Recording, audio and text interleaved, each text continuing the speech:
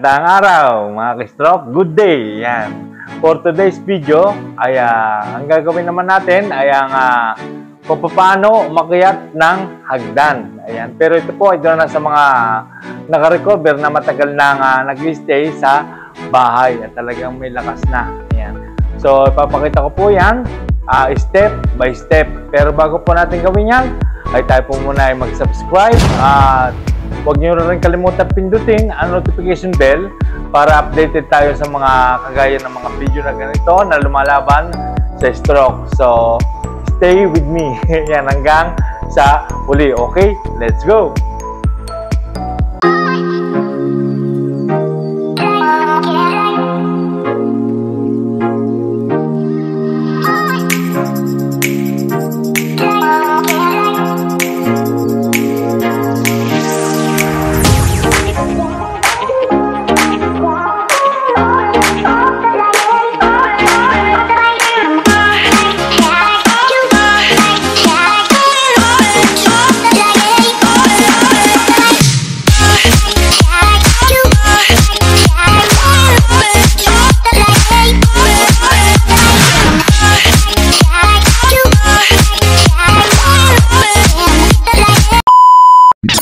So mga ka-stroke, ito po ang ating hagdan. Dito po tayo magpa-practice ng pag-akyat.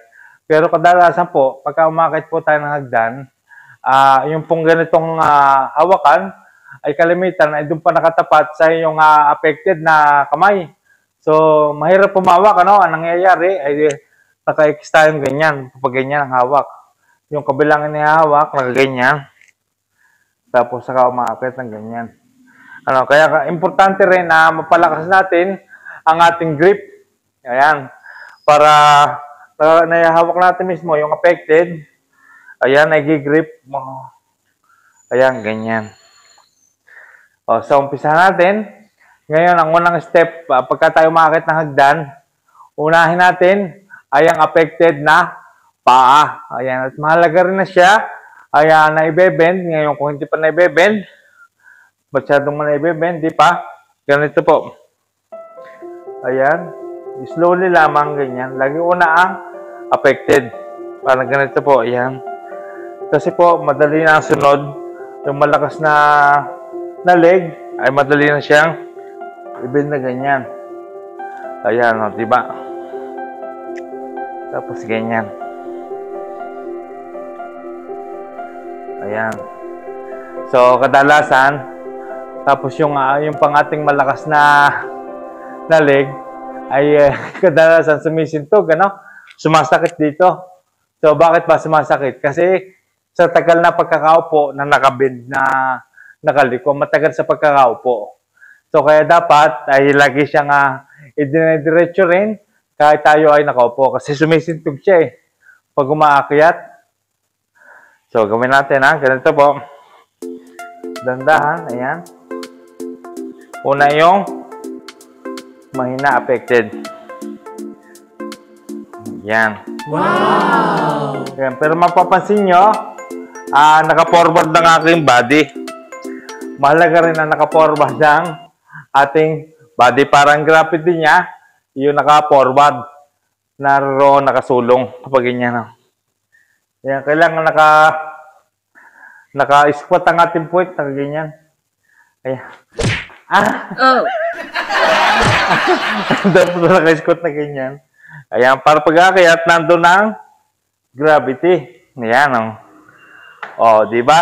Kasi, pag nakadiretso ka, may tendency ka na magtaob, tihaya, mahulog. Ganyan.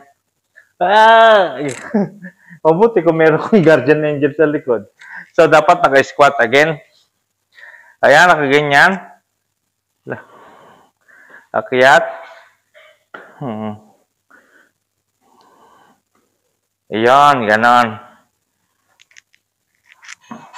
Ganon po ang pag-akyat. Pero kalimitan, ay ang hawakan ay nakatapat dun sa affected, kaya medyo mahirap. So, siyempre, dapat malakas din ang iyong Ayan, malakas din ang iyong tuhod. Ang technique nga po pala sa pagpapalakas ng tuhod, sa pag-akit ay yung tayo upo. Yung pinakita ko sa inyo yung una. Yung po. So again ha. Kailangan nakaganyan. Naka-squat. Diyan, nakaganyan. Yung pamba, diyan nasa harap. Para kung tayo hindi kayanin ng legs, ng ating affected na legs, ay may tendency doon tayo magsubasub. Kisa sa naman sa likod. Yan, papaganyan po. Tapos, ayan. Pero alam niyo ba, na pag inuna natin ang malakas na legs, ay mas mahirap, di ba? Kasi nga, yung hindi pa masyadong naibebend ang affected na leg, di ba? Kasi pag hindi pa naibebend, ganyan. Ayan, ganyan siya eh. Ayan, tapos, step, isa-isang step. Ayan. Kaya mas maganda, practicein natin ang leg para siya may bend. Mahirap pagka malakas, oh. Ayan. Kung naibebend mo siya, di ba? Medyo madali. Pero, tanda natin, hindi naman tayo magmamadaling umakyat at di rin naman tayo nagmamadaling bumaba. So, ganun po ang pag-akyat. Ayan po. Una lagi ay ang affected. Tapos yung malakas. Tapos affected ulit. Ayan. Tapos see you. Ayan. Tapos sa pagbaba, ganun din. Ang baliktad naman, pagbaba, baliktad. Una, ang malakas. Ayan. Tapos yung isa. Ayun, mas mahirap pagka pababa, pagka-alternate. Pero pwede naman natin gawin ng isa-isa. Kasi hindi naman tayo nagmamadali eh. Diba? Ulitin natin. Una, mahina. Tapos yung malakas kasi madali siyang i-bend. Natin agad. Tapos yung mahina ulit. Yan. Diba? At saka isa pa, naka-squat ang puwit. Para yung katawan ay nandito sa harap, yung gravity ay pasulong. Ayan, nakaganyan niya. Pwede niyo pong paluin ng ganyan na yan.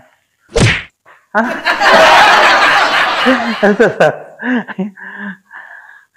Ayan, ganun. Medyo may katalpang aking nangangatal ang affected na pa pagka yun napapagod eh. Diba? Yung ganun po ang gawin natin pag-akyat. So ngayon, ipapakita ko naman sa inyo kung hindi pa naman siya na-bend, pwede natin tulungan ng kamay. Ayan, parang ganito po. Ayan, halimbawa ito po ang aking affected. Ayan, pag-akyat, siya po lagi ang unahin. Pwedeng buhatin dito. Ayan, nakahawak dito. Pwede siyang iakit na ganyan. Ayan, pero lagi siyang hawak. Huwag niyo siyang bibitawan. Ayan. Tapos isa-isa. Ayan. Pero ganun din, naka-forward din ang body. Ayan, para importante kasi yung gravity. Kailangan ng gravity niya naka-forward. Ayan, hawakan po dito. Ayan. Ayan, nakali kong makaganyan. Ayan, ganun po. Tapos, isa-isa rin ang step. So, yun, ganun po ang yun po ay base rin sa aking experience. Yun po ang aking style. Ayan, yung pagka-aakit ka ng hagdan. Pero importante, mas malaga ay yung naibebend mo na ang iyong affected leg. Ayan. So, ang technique po doon ay yung tayo po at saka marcha. Ayan, kapag nasanay na, lagi nyo ginagawa yung marcha at saka yung tayo po, ay madali nyo na pong maibebend ang inyong tuhod. Ayan, pero pag nagawa nyo na po yun, nasanay na kayo, ay madali na po ang pag-akyat ng hagdan. Pero yung pong pag-akyat natin ng hagdan, ay wag po tayo magmamadali. Kasi hindi naman tayo pwede makapagsabayan sa mga kagaya nilang normal lang mga paa. Tayo nga, na-paralyze yung ating isang leg. So, kaya kailangan dahan-dahan lang. At samahan natin ang iba yung pag-iingat. So, ang pag-akyat nga po, yung pinakita ko, dapat naka-squat ang puwit para naka-forward ang dibdib. Para kung may kumalang magsubasob, ay ikaw ay paharap. Maalalayan mo ng iyong malakas na kamay. Mas mahirap kung matumba ka ng pabaliktad tapos naroon ka na sa gitna. Nasa mataas ka na. Kaya mahalaga, ayan, naka-squat po ang ating puwit, tayo naka-forward para mabigyan din natin ng force yung pag-akyat. So, ganun po ang pag-akyat. Tapos kung hindi pa naman siya na-bend, ay pwede pong tulungan ng malakas na leg para lang mag-akyat. Ngayon, ang topic natin, bakit ba tayo mga na-stroke ay napakadalas, napakalimit na umiinit ang ulo. So, talagang ganyan ang mga na-stroke, mainitin ang ulo. Bakit ba umiinit ang ulo natin? Siyempre, napoprostrate tayo dun sa mga bagay na dati mong ginagawa na hindi mo naman magawa ngayon. So, talagang nakakabugnot yun, nakakainit ang ulo, kagaya ng mga pagtampot-tampot, paghawak. Marami ka na hindi nagagawa, kagaya ng dati. Talagang napakalaki ng diferensya. Siyempre, pag-iisipin mo yon, parang iniisip mo na wala. Nakakabugnot talaga. Tapos ay pa sumunod yung kagaya ng iyong kamay, tapos nakabaluktot pa ang iyong mga daliri, may dadamputin ka, hindi mo madampot, ay talaga nakakainit ng ulo.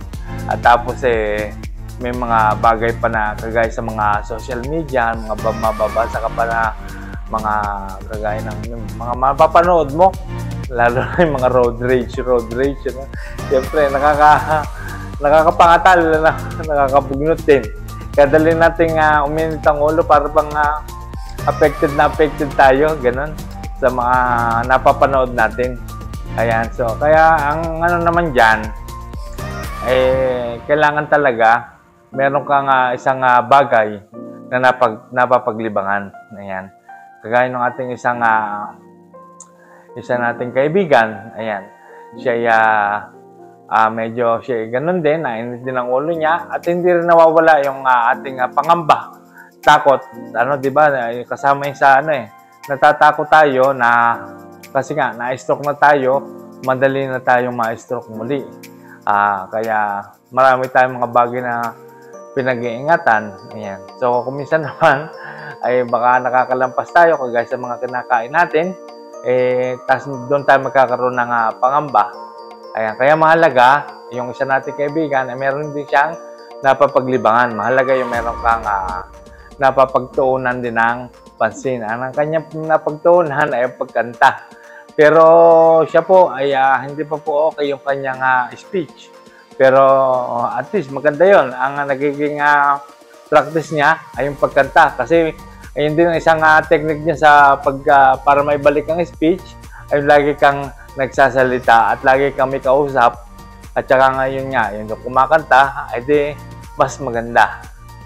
Kailangan kasi ma-focus yung mind mo sa isang bagay. Yung mapapaglibangan mo, yung masasaya ka, maano sa damdamin mo, magiging panatagal loob mo. Ayan, kagaya halimbawa ng mga pagtatanim ng halaman, ayan, magagawa mo naman yun sa pamamagitan ng malakas mong kamay kahit isang kamay. At saka yun ang mga maganda rin ito, tulong-tulong mo yung iyong affected na kamay. O, di ba? Pagka sumibol na siya yung tinanim mo at nakita mo bumubulaklak na, o, di ba? Nakakaroon ng damdamin may napapaglibangan ka.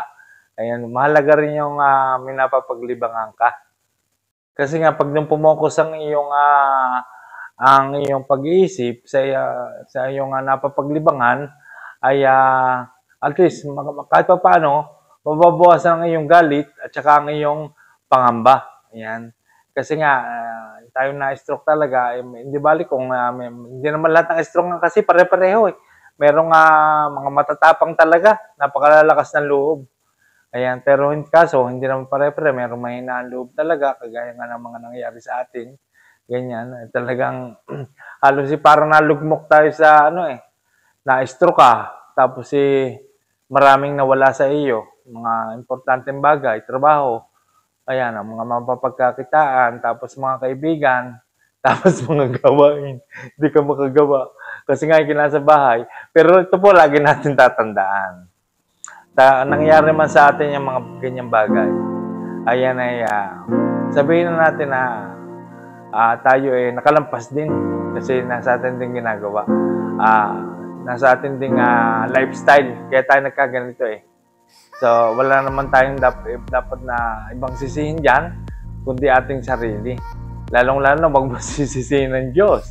Kasi ang Diyos siya ay nagpaplano niyan. Bakit niya pinaplano? Kasi nga nakakalampas na nga tayo, sobrang ng ating ginagawa Gawa nga ng ating lifestyle na ginagawa.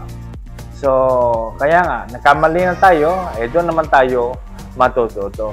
At doon naman sa mga hindi pa nangyayari sa inyo, maestro, mas makabubuting baguhin nyo na ang inyong mga lifestyle. Yung iwasan natin yung mga pagpupuyat, mga pagkain ng mga sobra-sobra na makakasama sa ating katawan. Ayan, dapat tsaka yung mga bisyo ay baguhin na natin. Kasi talagang kakalbitin ka ng itaas talaga, sabihin ko sa iyo. At pagka kinalbit ka ng itaas, isipin mo naman talagang yung parang nahulog ka sa balon na malalim na parang hindi ka na makakaahon. Ayan. Pero tandaan natin, tayo naman hindi bibigyan ng itaas ng pagsubok kung hindi natin kayang lampasan. Tayo po ay binigyan lamang ng aral. At ngayon, kung nakikita ka naman na ikaw ay nagpupursige at nagbabago ka, ay tutulungan ulit tayo ng itaas. Pero, tulungan din natin ang ating sarili. Kasi sa ating sarili, nakadepende ang ating paggaling. Ayan. So, kailangan may gawin ka rin sa iyong sarili. Ayan. At ito naman aking masasabi sa inyo, practice makes it perfect talaga. Kailangan mag-practice ka na mag-practice, exercise. Hindi ko naman sinasabing everyday. Pwede natin gawin yan ng every other day o magkaroon kayo na schedule sa isang linggo na mga, halimbawa, 4, 3 araw, ganyan exercise. Mahalaga kasi ay yung ating affected na body ay naigagalaw siya ng naigagalaw. Para kahit paano, kahit konti, ay may balik ang dati niyang galaw. At kung hindi man siya 100%, at kasi may makasabay ka ba sa normal na pamumuhay. Nagagamit mo na siya saka sa paglakad, pagkakit sa hagdan. Ayan. So, siyempre, hindi na tayo kagaya ng dati. Samahan na natin ngayon ng talagang dobleng iba yung pag-iingat. Talaga. Ay maglakad-lakad ka sa labas, ayan. Pero hindi na tayo pwede talaga makasabay sa mga nakikita natin tao sa labas. Pero wala tayong pakialam doon. Basta intindi natin yung sarili natin. Basta tamalaga, unti-unting umiisod ang iyong pag-exercise at saka yung aking mga pinakikita sa inyo. Ayun po naman ay sa base lamang sa aking experience talaga na talaga na mga minaydulot na maganda. Ay halos ako parang ang pakiramdam ko ay normal na. Kaya nga lang siya ay talagang hindi siya 100%. Naroon pa rin yung pang nangangatal ng paa. Hindi maiiwasan yun kasi nga na-stroke ka na Pero malaga, nakakalakad ako. Nakakakita ako sa hagdan. Ayan, nakakapaglangoy ako. Nakakababa ako ng swimming pool. Diba? Yun ang malaga. Yung nakakasabay ka sa normal talagang pamumuhay. Normal lang yung galaw, bagamat hindi siya 100%. Tanggap ko naman Tanggap ko na. Kasi na-stroke talaga ng mga hindi siya maibabalik talaga ng 100%. Ang mahalaga ay dinagagamit mo nga siya. So, yun po muna ang masasabi, mga ka-stroke. Maraming salamat po sa panonood. At kumpisarood talaga sa mga yung malalakas talaga loob. Na malakas sa loob pero maingat. Yan ang ibig sabihin. Saludo ko sa mga lumalaban sa stroke talaga. At saka talagang meron silang motivation, naniniwala sila sa kanilang sarili na talagang kaya nilang pagalingin. Ayan. Ang magpapagaling lang talaga sa sarili mo. Therapist, papaterapist ka. Yun, sila naman kasi tuturo lang naman sa inyo yung mga galaw. At saka para na monitor ka yung iyong mga step. Ayan. So, magagawa mo naman yung mag-isa self-therapy Kasi magbayad ka na magbayad di ba? Oo. At saka, laging always think positive nga, lagi kong sinasabi, alisin ang negativity. Talagang, sa negativity, nandiyo lang init ng ulo, bugnot. Ayan, nag-iisip ka ng wala na. Yung parang malang saysay. Mag-isip ka lang ng positive. Yung paangat ang isipin mo. So, yun po ang masasabi at lagi po natin tatandaan, tayo pong lahat ay gagaling, lalakas, at titigas. So, maraming salamat po and I love you all. God bless.